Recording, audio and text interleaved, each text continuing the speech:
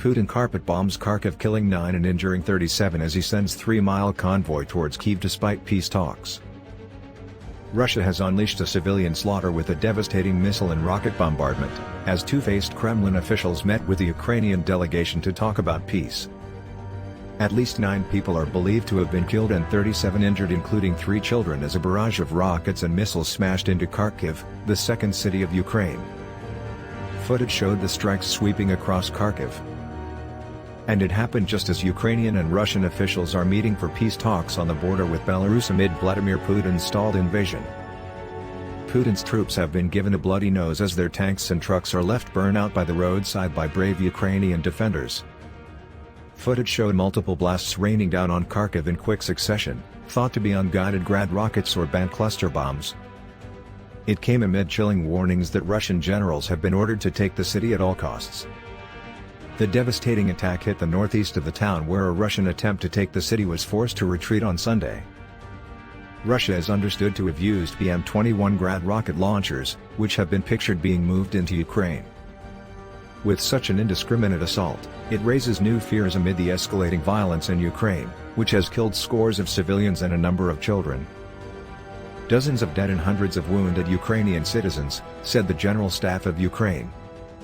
Hours before the latest bombardment, the Sun had watched the city's defenders fight street battles with Russian infantry. A convoy of Russian Tiger trucks, used by Spetsnaz special forces, had sneaked into the city before dawn.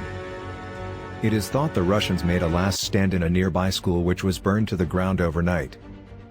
A convoy of Russian gas Tiger armored vehicles destroyed in Kharkiv, credit AFP. Russian forces attempted to storm the city overnight, credit Reuters. It is thought the Russians made a last stand in a nearby school, which was burned to the ground overnight, credit AFP. The remains of a rocket outside a school in Kharkiv, credit AFP. Ukraine's former president Petro Poroshenko said, "We will never forget and forgive this crime against humanity, the showy executions of our Kharkiv by the Russians." Speaking earlier today before the attack, UK Defence Secretary Ben Wallace warned that Putin could launch ruthless and indiscriminate bombing amid the slow progress of his invasion. Mr. Wallace said that Russia's forces are strung out and behind schedule as they face a tough Ukrainian resistance. Ukraine claims it has killed, captured or incapacitated 5,300 soldiers, destroyed 151 tanks, blown up 816 armored vehicles, and shot down 58 warplanes and helicopters. It is believed the invasion is costing Russia at least £15 billion a day, and it could totally fail unless Putin makes significant progress within the next 10 days.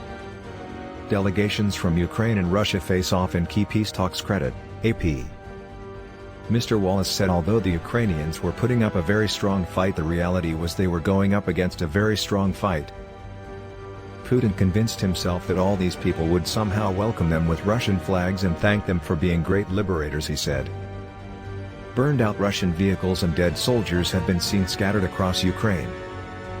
One video shows a Russian tank crew standing by their broken-down vehicle as they are taunted by a Ukrainian driver on the roadside. Ukrainian locals and militia have been raiding the abandoned Russian vehicles for weapons themselves, only adding to Putin's humiliation. Other footage has shown Russian tank convoys reported blown up by drones as Moscow failed to gain control of the airspace over Ukraine. Ukrainians have described seeing Russian troops simply being picked off one by one in street battles.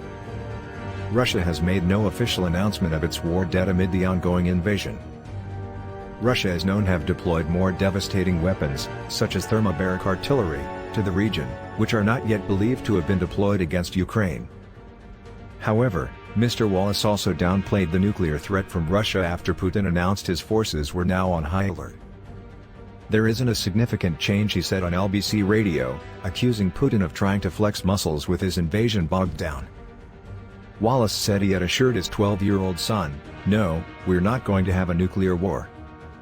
The minister said the progress of Russia's advance into Ukraine was deteriorating, telling BBC Radio in a separate interview, "There are many reports of Russians either sort of deserting or surrendering." Video showed a Z-tank being towed by a tractor in Ukraine. Russian tanks were seen stuck in the mud. Ukrainians clamber over a disabled Russian tank which tumbled off the road. Ukraine's army says it fought off several attempts by Russian forces to storm the outskirts of Kyiv overnight, with the capital also hit by 3 missile strikes. Russia has so far fired more than 350 missiles at Ukraine, with many hitting civilians.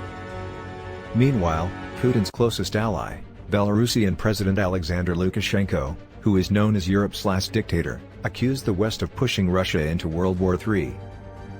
It comes after Putin put his nuclear forces on high alert just after warning the West may face the greatest consequences in history. The Russian tyrant is said to be furious he's not been able to subdue Ukraine and lashed out at NATO for its unfriendly measures he says forced him into the chilling nuclear gamble.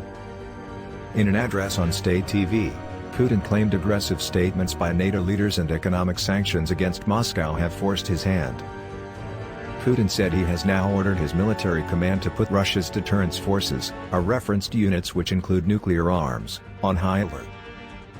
Boris Johnson described Russia's invasion of Ukraine as a disastrous, misbegotten venture by President Putin which can lead to no good for Russia. In a statement, Downing Street said, the leaders categorically condemned the barbaric airstrikes being carried out by Russia against innocent civilians, including children.